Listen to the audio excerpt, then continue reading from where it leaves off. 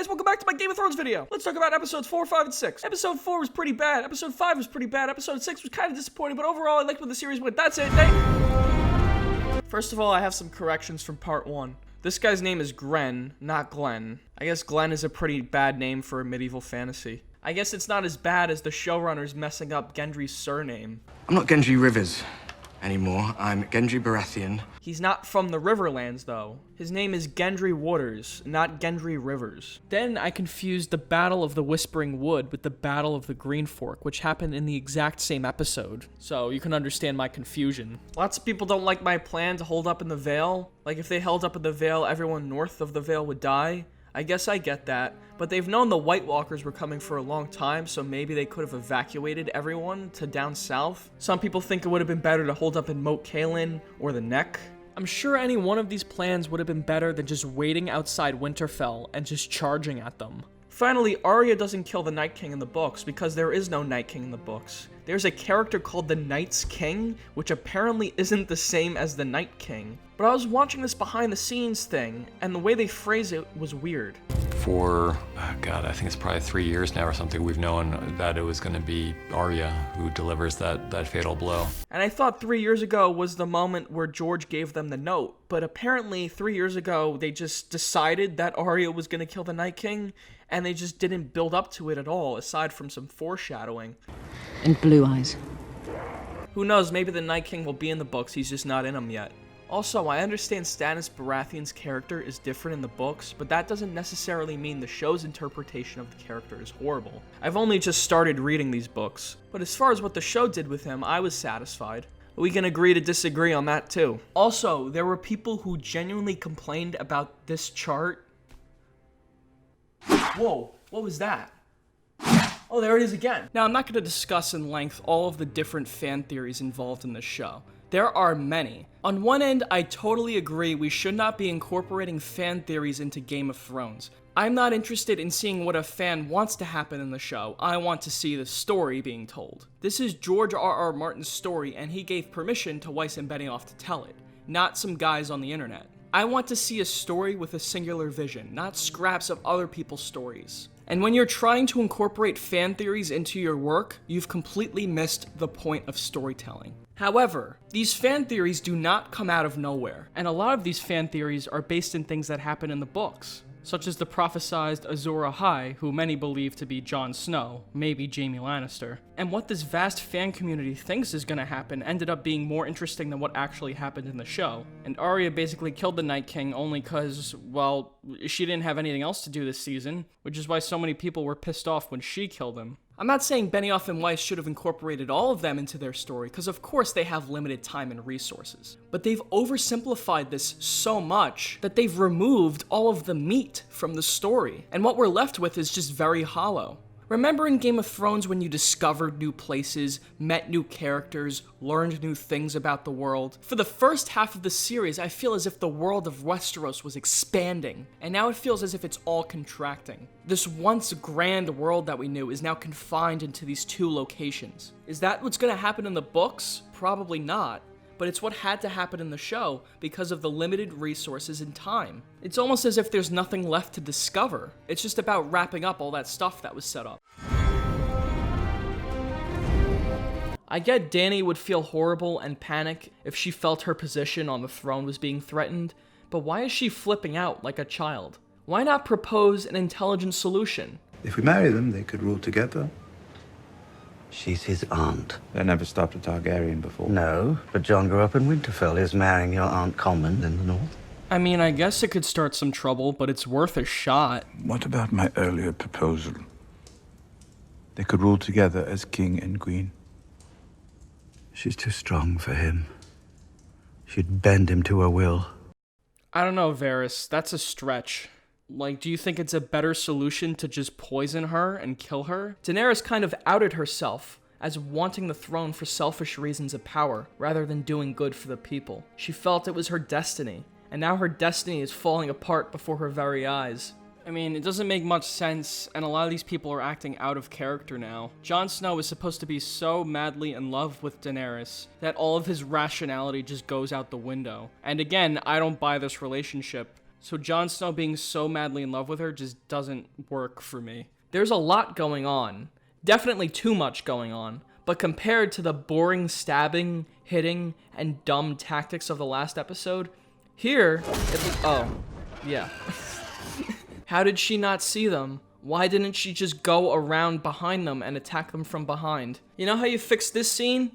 Fog. Or make it nighttime. Like anything. Come on, it's broad daylight. You know, the entire point of the White Walker plot was to show just the futility and the pettiness of man-made conflict. We're all vying for power. Meanwhile, the world-ending consequences are coming, and we're ignoring it.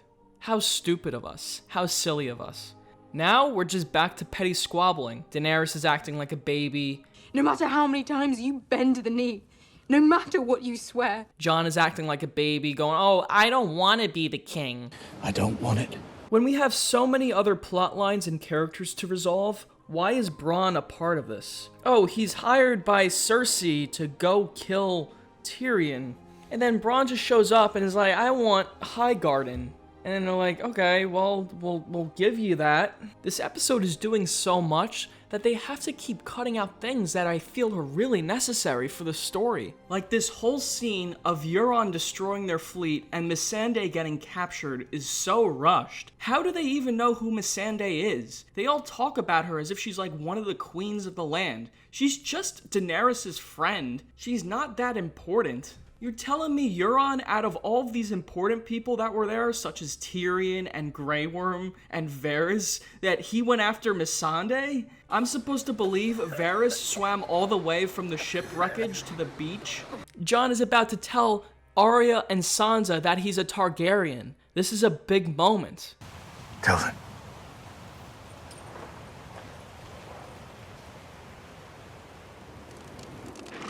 What? We spent a whole episode on this stupid battle and Arya running around the hallways of Winterfell, a whole pointless scene with Bronn.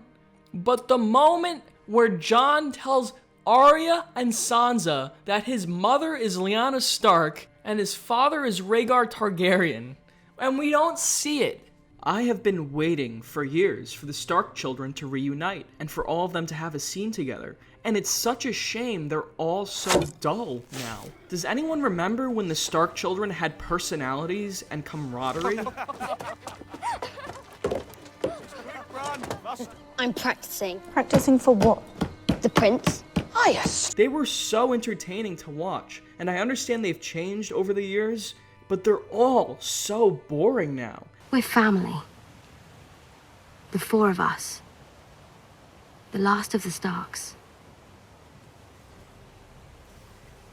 My favorite scene this episode was Varys and Tyrion talking about betraying Queen Daenerys. What is the realm? A vast continent home to millions of people, most of whom don't care who sits on the Iron Throne. Millions of people, many of whom will die if the wrong person sits on that throne. We don't know their names, but they're just as real as you and I. They deserve to live. They deserve food for their children. The acting here is fantastic. The dialogue is surprisingly well written. She's too strong for him. Alright, except that part. But then this episode ends with this stupid scene. So despite the fact that Cersei sent Bronn to go kill Tyrion, when Tyrion walks right up to her, she decides not to kill him. Also, Daenerys and her general and her dragon are there, and you have no intention of surrendering, and you have all your scorpions pointed at them. So Cersei, why don't you just kill them? Because I feel like that's what you would have done. Since when do you care about the rules of combat? Cersei's been pregnant for at least a few months now, right? And yet there's no sign that she's pregnant. You start getting like a little baby bump anywhere from 12 to 16 weeks. Am I supposed to believe everything that happened from the end of season 7 to this episode was less than 4 months? Based on what we know is going to happen in the next episode, I assume this is the part where Daenerys is supposed to break. I take it this moment is supposed to be very similar to the crawl space scene in Breaking Bad. Now, I don't want to spoil Breaking Bad for anyone who hasn't seen it, so I'm going to keep it very vague. But basically, there are two sides to this character, Walter White. There is the goody two-shoes Mr. Chips Walter White, and then there is the badass Heisenberg. Over the course of this show, Walt becomes less and less of a good guy, and more of an evil motherfucker. And this point right here, where it crosses over, is the crawl space scene. This is the moment where Heisenberg starts to become the one in charge. If I had to draw her graph, I mean, I honestly don't even know how to draw it, because it just doesn't work. First of all, let's explain how Daenerys got to this point. She makes this one dumb move, loses her army in one episode, then she goes north of the Wall, and again, despite Tyrion's wishes, loses a dragon. She grieves for it for about a second, but in the next scene she seems okay. If she was really upset about her dragons, we would get a scene like this. It's one of her children, right? That's kind of the reaction she should have. I can't do it. I really can't. And she loses Jorah, which is like the only emotional moment that made sense in this entire arc. Her spot on the Iron Throne is threatened when it's revealed that Jon is a Targaryen. And then over the course of the next 20 minutes, she loses her entire fleet, one of her dragons, and her best friend who gets executed shortly after, who she hasn't shared a scene with since this episode. And you wonder why people were confused by this? So the actor who plays Daenerys, Emilia Clarke, said this when asked about Season 8. She said, "Daenerys will be doing all this weird shit in the show's final season. You'll know what I mean when you see it." There's a difference between weird shit and mass genocide. So for many people, this is the episode that completely breaks Game of Thrones, simply because of this character decision. This was too big of a leap for her character. Mercy is our strength. Our mercy towards future generations. He will never again be held hostage by a tyrant. There is something kind of chilling about the way that Dany has responded to the death of her enemies. I don't think she decided ahead of time that she was going to do what she did. And then she sees the Red Keep, which is to her the home that her family built when they first came over to this country 300 years ago.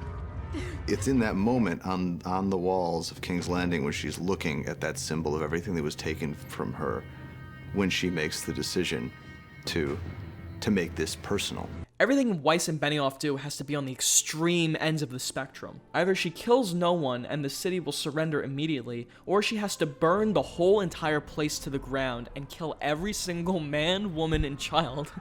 You saw my child fall from the sky. They took Missandei.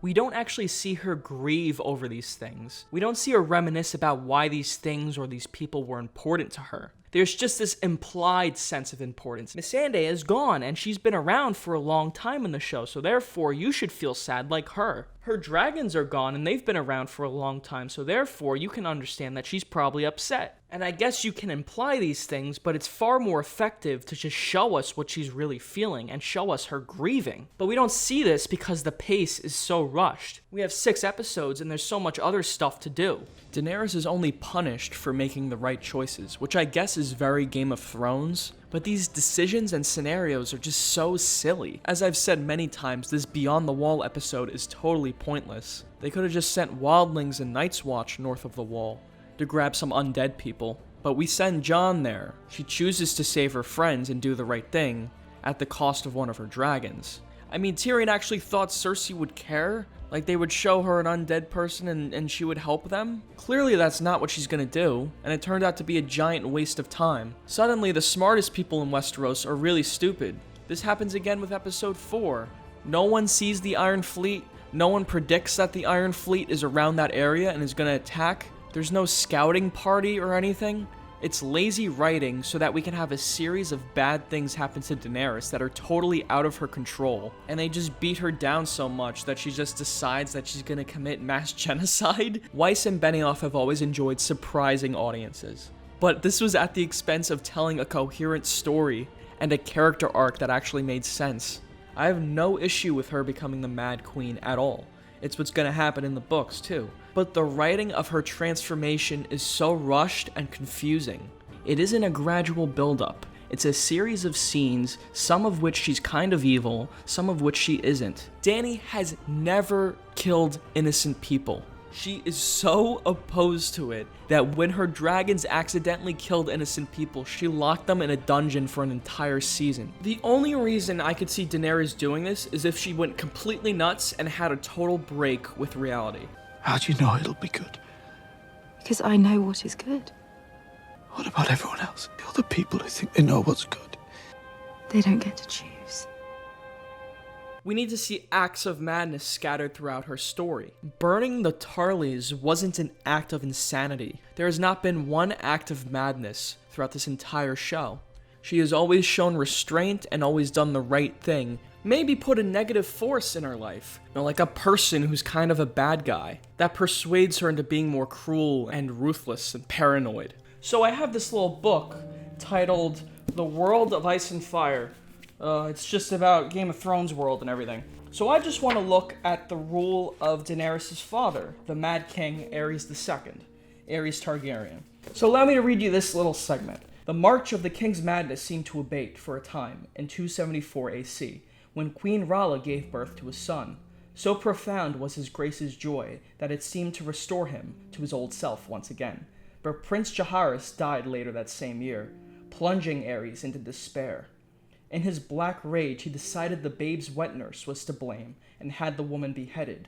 Not long after, in a change of heart, Aerys announced that Jaehaerys had been poisoned by his own mistress, the pretty young daughter of one of his household knights. The king had the girl and all of her kin tortured to death. During the course of their torment, it is recorded, all confessed to the murder, though the details of their confessions were greatly at odds. That's the kind of shit the Mad King did. I will not attack King's Landing. We will not attack King's Landing. When his son died, he killed the wet nurses and people who had nothing to do with it. That's an act of madness. Again, in the books, one of the biggest causes of Aerys Targaryen's madness was when he was captured in Dustindale. Basically, his capture made him more paranoid and aggressive. He killed all of his captors and their entire family and burned down all of their villages. Daenerys was captured in season 6, and yeah, she was kind of mad. She burned down that one hut, but you can definitely see a difference in their reactions to these things. She didn't, cut off their lady parts. Is it that people don't respect her? I saw the way they looked at you. I know that look. So many people have looked at me that way, but never here. Never on this side of the sea. Is it that Jon isn't in love with her anymore? If I didn't know, I'd be happy right now. I want it to be the way it was between us. Is it that she felt her position on the Iron Throne was threatened? Because there is no reason for her to feel that. Tyrion gave up Varys, who was dead. Jon is not going to tell anyone about it. She has the Dothraki and the Unsullied, 2 giant armies, so no one is gonna mess with her. That's not even mentioning the dragon. And she should have had 2 dragons if not for this stupid scene. The only one Daenerys might have to worry about is Sansa, who might start spreading that Jon is a Targaryen, but that has nothing to do with King's Landing, nothing to do with burning the innocents of King's Landing. I am not here to be Queen of the Ashes. I'm here to free the world from tyrants. That is my destiny. And I will serve it no matter the cost. All she had to do was take the Iron Throne and she would have had everything she wanted. The tyrants are gone. King's Landing is hers. You have to clearly establish what is going on in her head so that we understand it too, right here. And they did such a poor job of this that in the previously on segment of this episode, they have voiceovers and stuff giving quotes and... He has the better claim to the throne. Every time a Targaryen is born, the gods flip a coin. The Mad King gave his enemies the justice he thought they deserved. Children are not their fathers. Be a dragon. You have a gentle heart. Targaryen, alone in the world. It's a terrible thing. You don't want to wake the dragon, do you? Look at all the foreshadowing we've done to set up this moment. It isn't earned at all. You look at those people who have been closest to her for such a long time, and almost all of them have either turned on her or died, and she's very much alone. And that's a dangerous thing for someone who's got so much power to feel that isolated. So at the very time when she needs guidance and those kind of close friendships and advice the most, everyone's gone. When you ignore all of the behind-the-scenes stuff of them trying to explain what's going on, what you have is a character decision that is just very confusing. Daenerys has always been ruthless toward her enemies, and she's always talked of breaking the wheel, destroying this established order that allows tyrants to gain such power. But I still don't see how destroying this entire city and killing thousands of innocent people does this, and how in her head she would even think it would accomplish what she wants. The people she's burning alive usually are bad, and these are Lannister soldiers. These people are the enemy. She's always had immense sympathy for the underprivileged, for the poor, for the innocent. For her to betray all of that is bad writing. Last time we see her in episode 4, she looks normal. And then, like, we cut to her in episode 5, and she's all frail and pale. And, oh, you don't buy her arc as a character? Look, we have her crackhead makeup on. Oh no, you see, it was set up really well because Olenna Tyrell last season said, be a dragon. Be a dragon. Yeah. So therefore, she should destroy everything. You know, she really cared about Olenna Tyrell and what she had to say. She was a really important character to Dany. He's a clever man, your hand. I've known a great many clever men. I've outlived them all. You know why? I ignored them. And she took that advice as seriously as Tyrion's, Varys's, Jon's, and Jorah's. I haven't even discussed the rest of the characters that were butchered this episode. So Jaime left Brienne, right, so that he could go with Cersei. He gets caught along the way, thank God. Tyrion finds out. And so the smartest thing Tyrion could do if he wanted Jaime to survive, which is what he wants, is to just leave Jaime there, because he's not going to go anywhere. This is the safest place for him.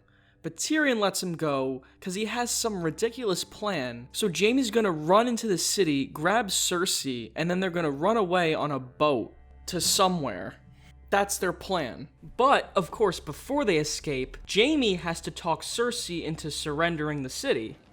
If not for yourself, if not for her, then for every one of the million people in that city, innocent or otherwise. To be honest, I never really cared much for them.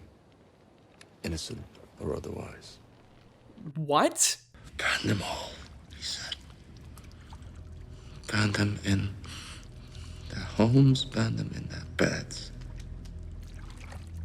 Tell me if your precious Renly commanded you to kill your own father and stand by while thousands of men, women, and children burned alive, would you have done it? Would you have kept your oath then? To be honest, I never really cared much for them. Innocent or otherwise. You do care for one innocent. I know you do. And so does Cersei. So now they're implying that the only reason Jaime would talk Cersei into a surrender is to protect his unborn kid? Like, he wouldn't try to talk her out of it for the many, many innocent people, but he would for his kid? But along the way, Euron gets in a little fight with him. And of course, Euron just washed up on shore.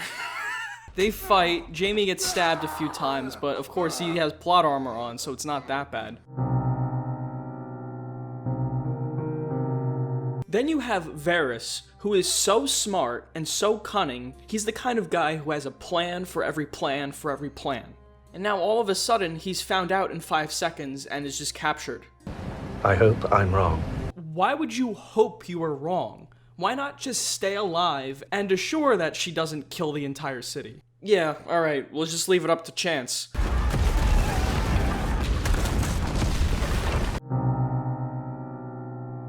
The only parts of this episode I enjoyed was like Jon going through the city. He was just mortified the entire time. This honorable guy realizing that he did the wrong thing and backed the wrong person. This was interesting to watch.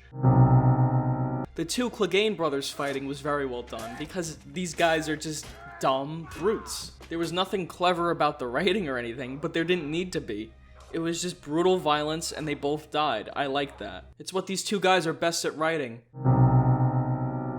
She traveled all the way from Winterfell, King's Landing, which takes a long time. She goes all the way into the city with Sandor, reaches the Red Keep, and then at that moment, Sandor's like, Go home, go. She's like 20 feet away from Cersei, and now he's like, okay, Arya, you should get out of here. And then Arya proceeds to run through the apocalypse and somehow makes it through. So it irritates me when the hero is going through incredible dangers and none of them die.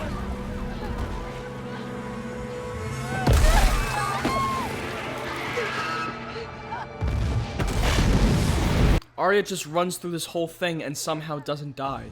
I get she's a skilled assassin and she was trained by the Faceless Men, And she would try to help people if she was there. But the fact that she survives all of this is totally ridiculous. She's literally the only one alive. And then there's a horse that comes out of nowhere. And I was thinking like, okay, maybe this is Bran warging into like a horse and then, but like the following episode, we never see the horse again. It's never explained. This whole scene was so corny. How did this horse survive this? We very, very rarely do slow motion. We don't like slow motion. It tends to feel self-conscious to us and a little bit cheesy.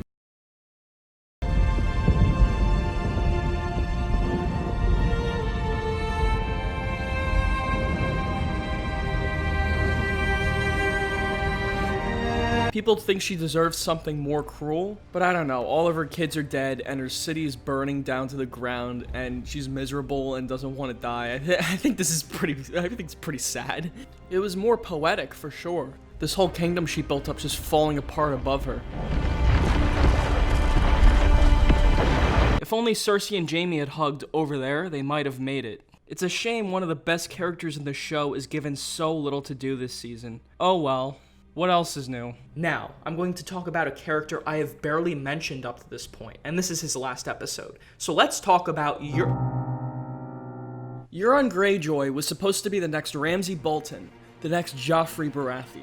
The escalation of these characters makes sense. Joffrey was a fucking little brat, and I hated him. Of all these characters, he's probably the most unlikable for me. But the thing is, while Joffrey has power, he doesn't know how to use it. He's not smart, he doesn't know how to manipulate people. He's just a spoiled child with lots of power, and he abuses it basically every chance he gets.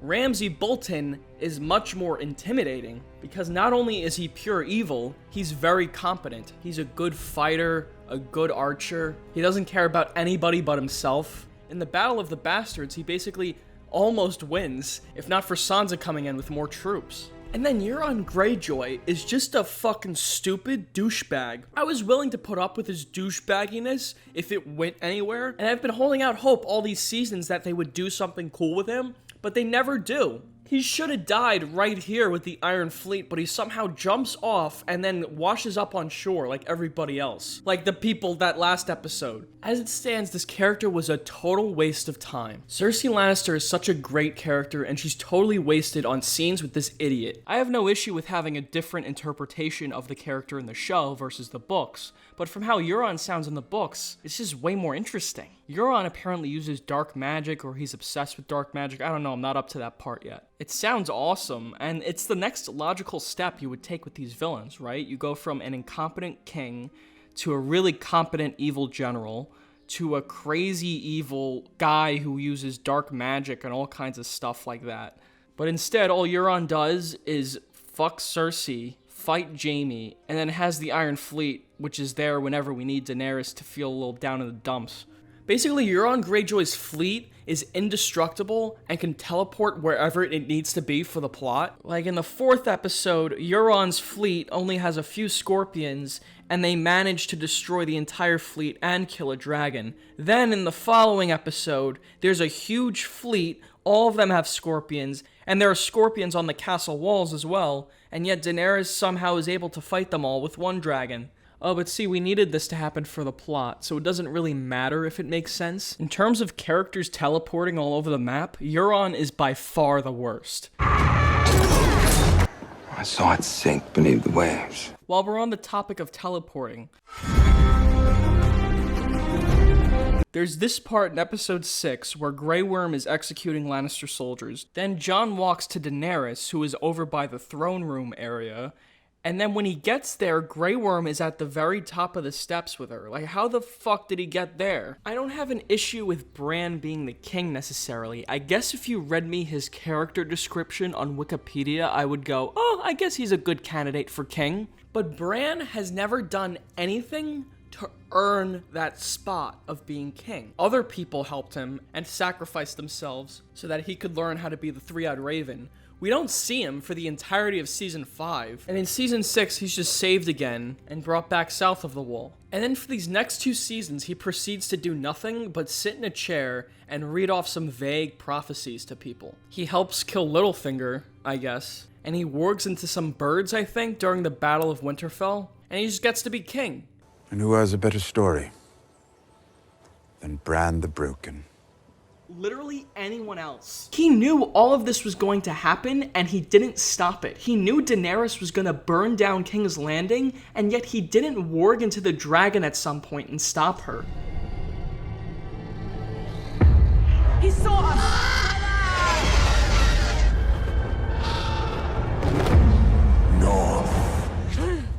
Or even just tell Jon before he leaves, hey, Daenerys is gonna burn down King's Landing, so be sure to stop her before that. Again, all DB and Weiss know how to write is dumb action. Oh god, this kid's in a wheelchair. He can't kick people or punch people or do anything. What are we gonna do? But he's gotta be king anyway. I was mostly satisfied with Jon Snow's conclusion. He gets sent back to the Night's Watch. It's kind of fitting. Sansa becomes the Queen of the North. Arya just goes west of Westeros. It's not so much where they ended up I have the issue with, it's how we got here. Sansa, Arya, and Bran have barely had any development over these past 2 seasons. I don't feel like they've learned anything or had any growth. Tyrion being Hand of the King was fitting. He has to undo all the mess he made. I like that part. Peter Dinklage gave a really powerful performance, especially when he found Cersei and Jaime in the rubble. But god, when Sam pulled out that book and it's like... A Song of Ice and Fire.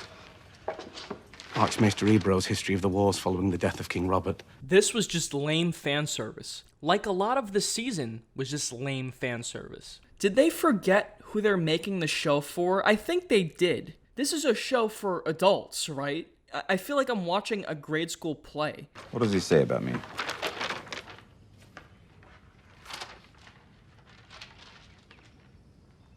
I don't believe you're mentioned.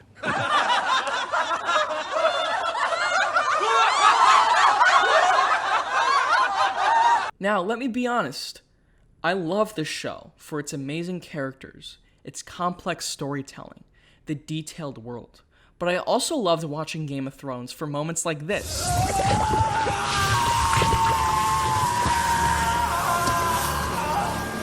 Listen, I'm an adult. I want to see bouncing tits, I want to see swinging dicks, I want to see guys get their fucking throats ripped out. Where's all the violence and the intrigue and the vulgarity I've come to expect from Game of Thrones? Thank the gods for Bessie and her tits. People used to curse all the time and slap each other, fucking violent deaths every episode. Then I smash their head in like this!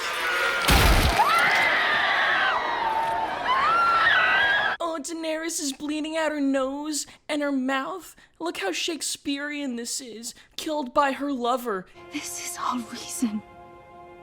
It has been from the beginning, since you were a little boy with a bastard's name.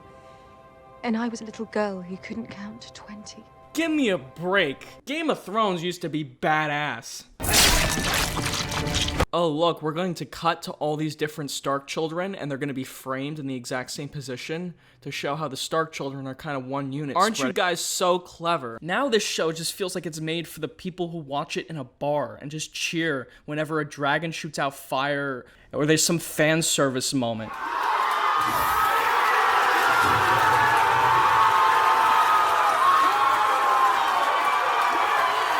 They weren't cheering when Dany became the villain, though. They were all pretty silent during that part. Just let this simmer in that this is Tyrion Lannister's last line in the entire show. I once brought a jackass and a honeycomb into a brothel. The fact that Weiss and Benioff thought they could wrap up this entire show in 13 episodes is insane. They didn't stick the landing. And I understand why they didn't stick the landing. It was a hard landing to stick. But they didn't do it.